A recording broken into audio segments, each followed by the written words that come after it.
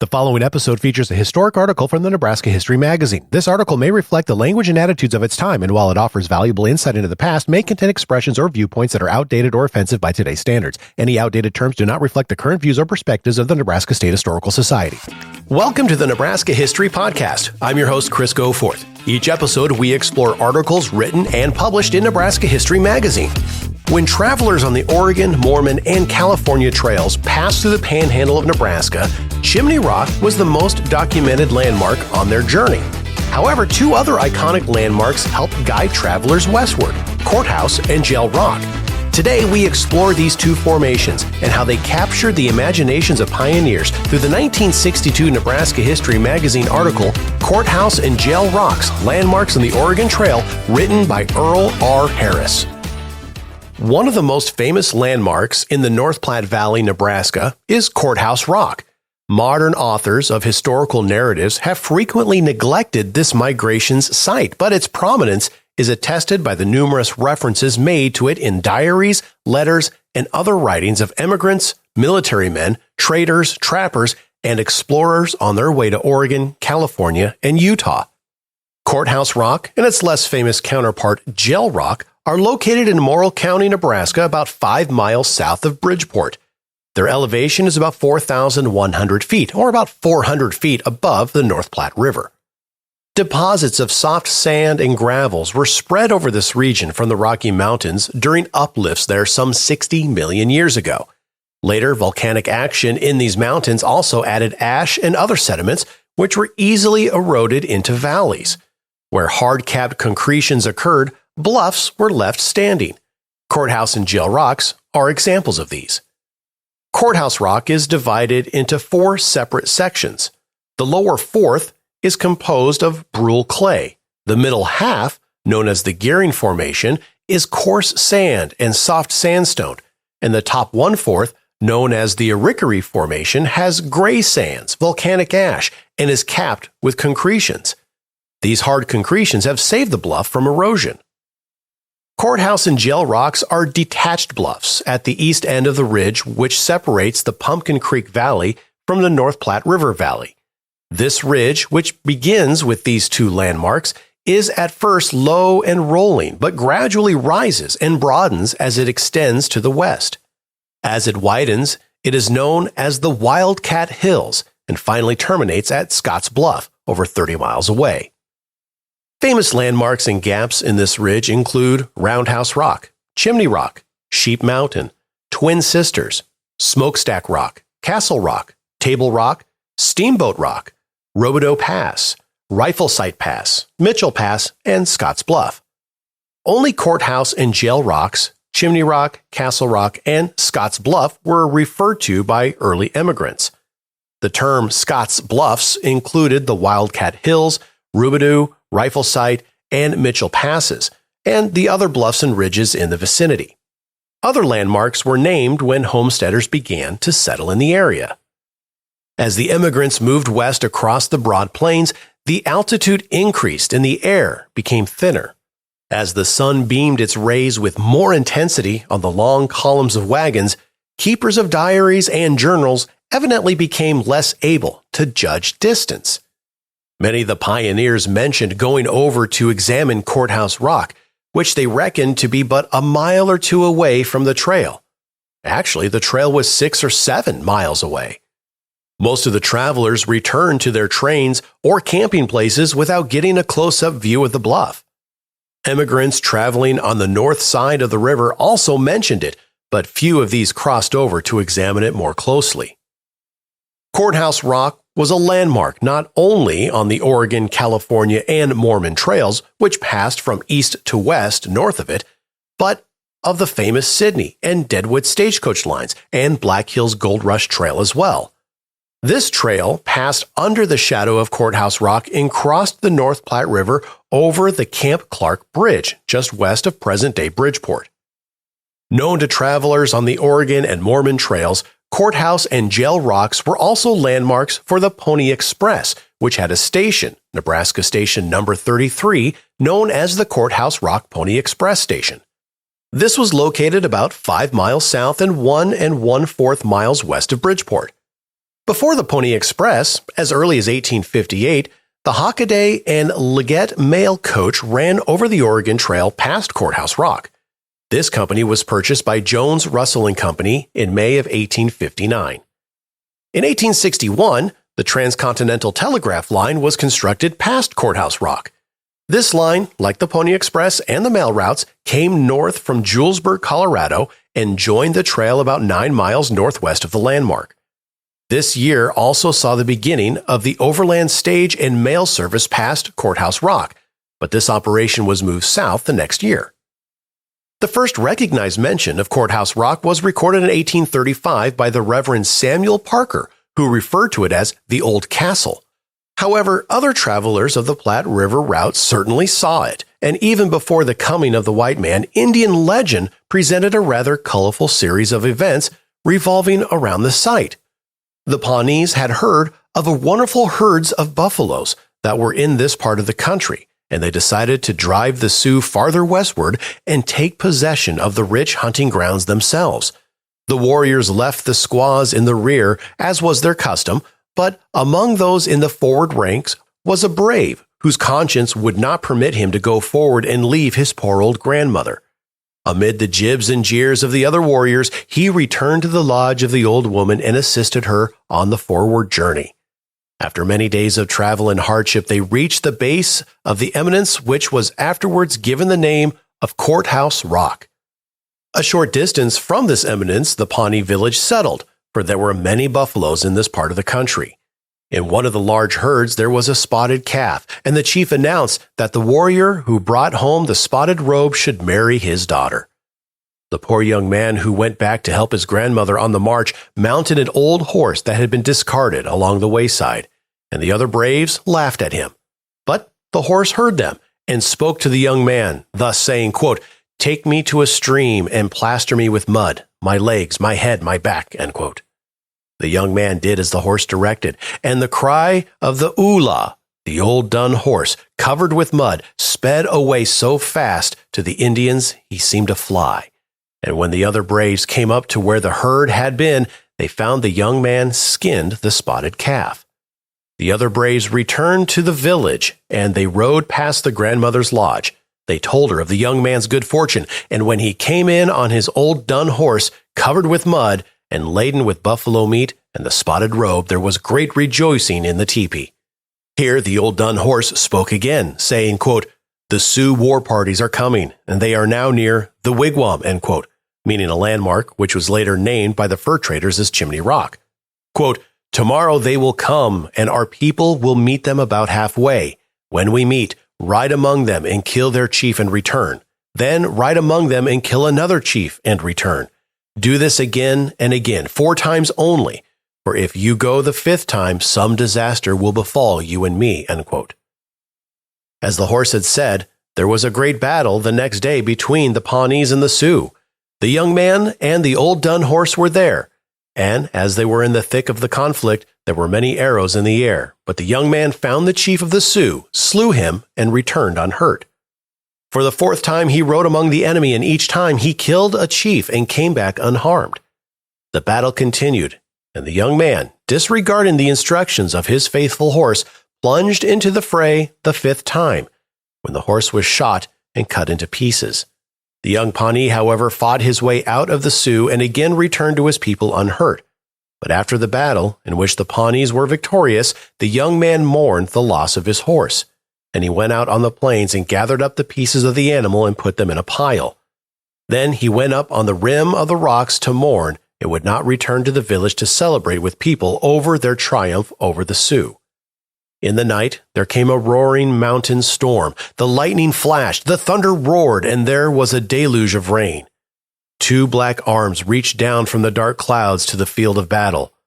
When the storm had passed, the young man saw an animate form on the battlefield. They came to another storm, fiercer than the first, and when it had passed, he could see the form of an old horse. Then came another storm, and the lightning was brighter, the thunder was louder, and the rain harder than the other 2. And when it passed, he went down to the battlefield where he found his old dun horse, with the clay and mud washed off its legs, head, and back, and it was in the same poor and pitiful condition as when he first found it, and this made the young man very sad. The horse said to the young warrior, quote, "Tiwara," meaning the god of the Courthouse Rock, "has led me to return, and for your devotion to your grandmother, and for your kind treatment to a poor old horse, and because you are sad, I have returned. But in the future you must do as I tell you, no more and no less. Now lead me through yonder gap into the other valley and leave me, but return alone tomorrow and tomorrow, 10 successive tomorrows in all." End quote. The young man followed the orders given him by his faithful horse, and upon returning the next day, he found with his old horse a beautiful young white gelding, which he rode back to the Pawnee village. The next day, he found with the old horse a beautiful young black horse, and this he also rode back to the village. And each day upon his return to the old horse, he found with it another young horse of a different color, until he had 10 young horses, more beautiful and better than any of the other horses rode by the Pawnee braves. The old horse was then brought in from the valley and was given kind treatment by the young man for several years. Now the young man was rich, and he reminded the chief of his pledge and spread before him the spotted robe. The chief thereupon gave the young warrior his beautiful daughter, and the Pawnee held a rich hunting ground for a number of years. But with their ease and prosperity, and with the thought that they were secure, they neglected the old dun horse, and it died of neglect and starvation. Soon following the death of the young man's firstborn child, and its body was wrapped in the spotted robe and was buried in the cottonwood tree. Other misfortunes and disasters came to the Pawnees, and finally the Sioux returned to give them battle and to retrieve their rich hunting ground. The Pawnees were forced to retreat, but the Sioux followed them, and there was a terrible battle between the two tribes from early morn until late at night.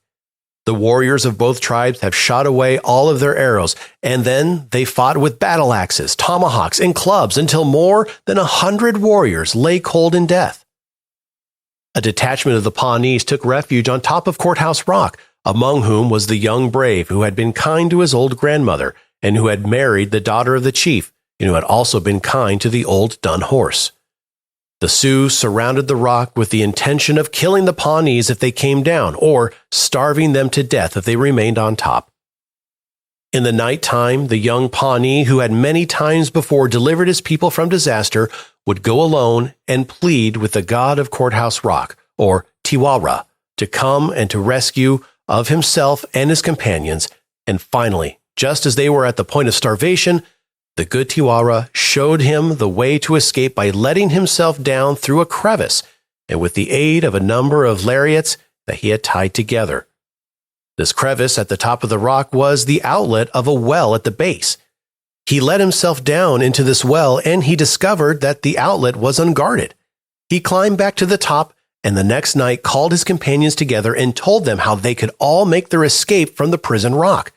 One, by the aid of the rope, they let themselves down through the crevice into the well and crawled through the hole and made their escape. And after many days of travel and hardship, they joined their people far to the east, where they had been driven by the Sioux. After these many years, it is said, if one will go to the top of Courthouse Rock in the nighttime, when all is quiet, even though the darkness, he can see the Sioux sentinels waiting for the Pawnees to come down, and he can hear them marching, and he can also feel the presence of good Tiwara directing the Pawnees on how to make their escape from the elevated outdoor prison.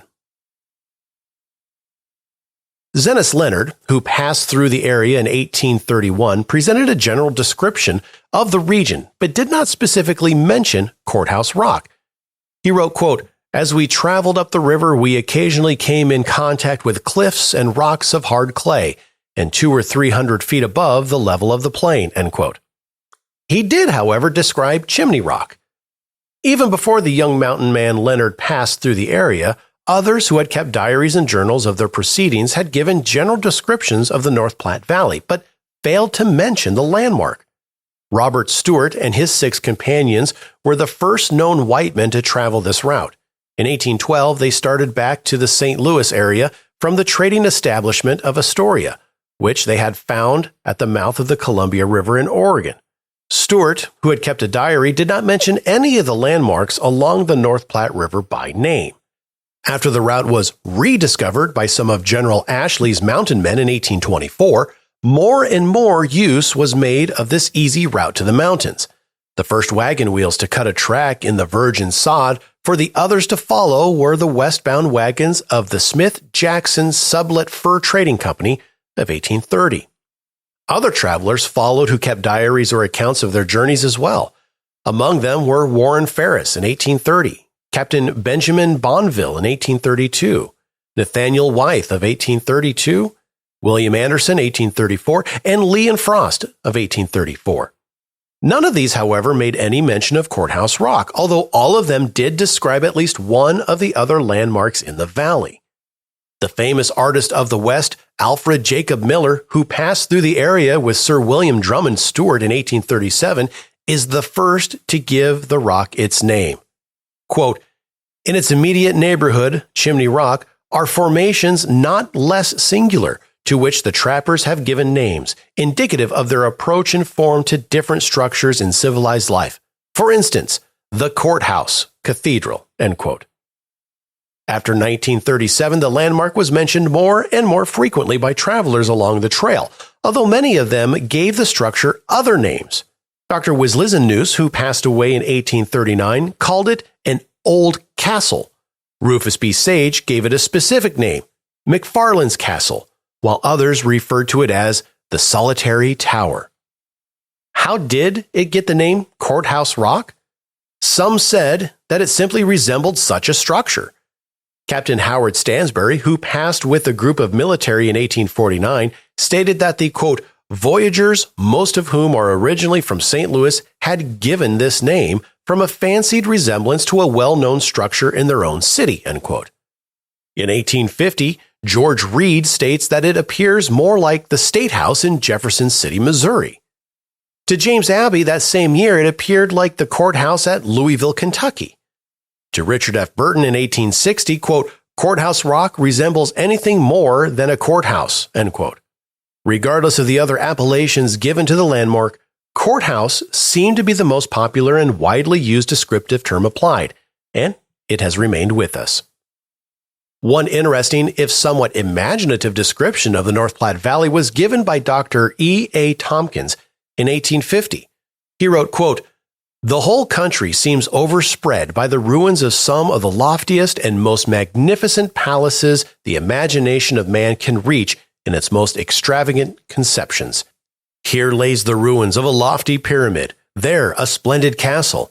On one hand, it's a tremendous citadel. On the other hand, a grand hall of legislation. Yonder is the facsimile of our nation's capital at Washington, and there again is the City Hall at New York, only enlarged perhaps a dozen times or more. On all sides lay the ruins of more grandeur than man has ever had a conception of.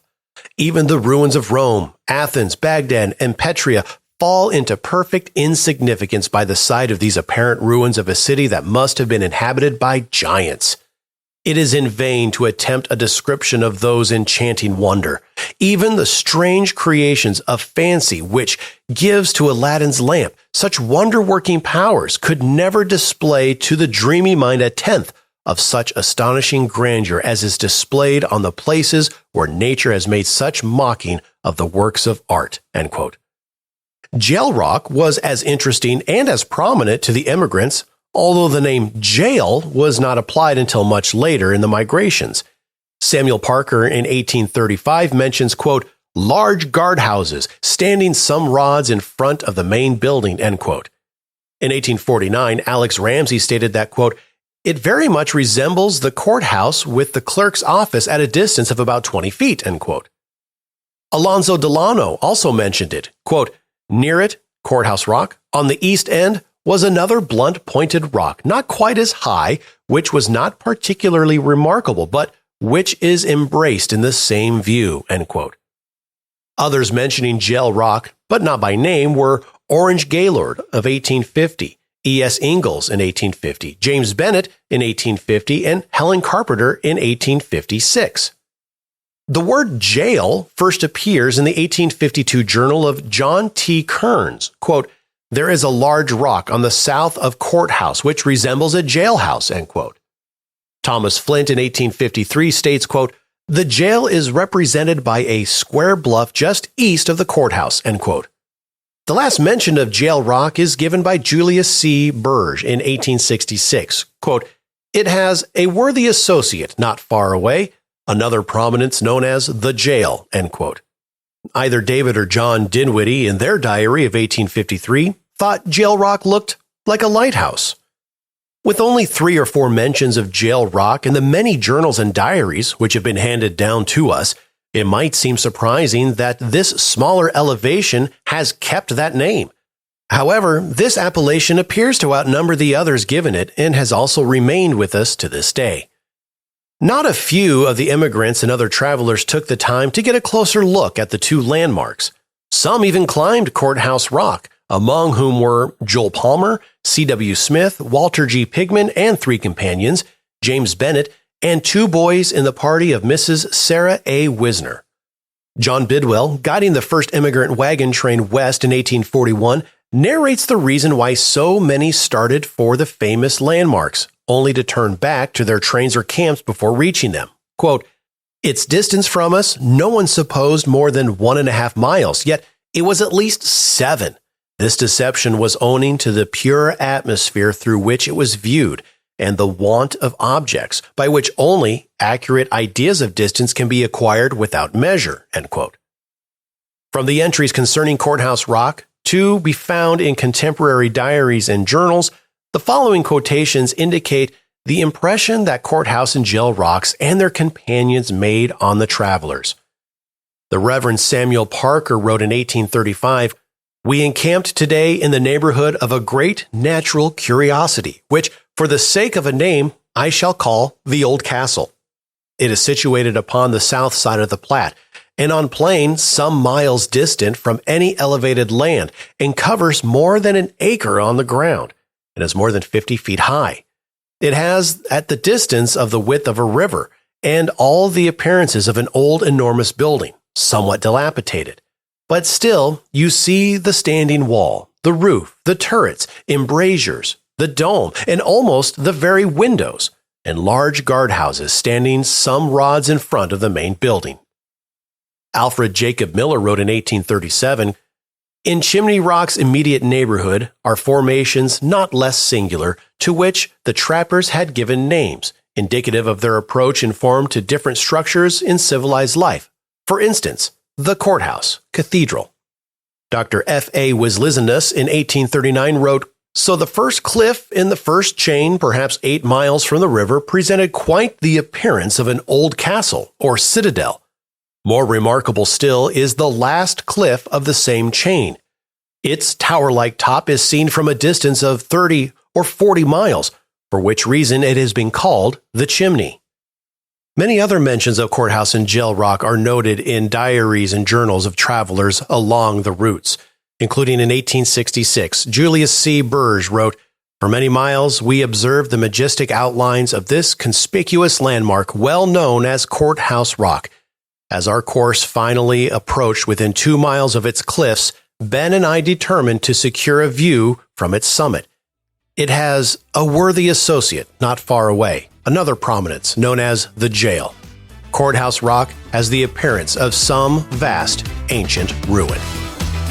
Thank you for listening to the Nebraska History Podcast. To learn more about Nebraska History Magazine, to listen to more podcast episodes, or to support the podcast by becoming a member of the Nebraska State Historical Society, go to history.nebraska.gov/podcast. And don't forget to subscribe to the podcast and get notified when we release new episodes on your favorite podcast platform. Until next time, I'm Chris Goforth.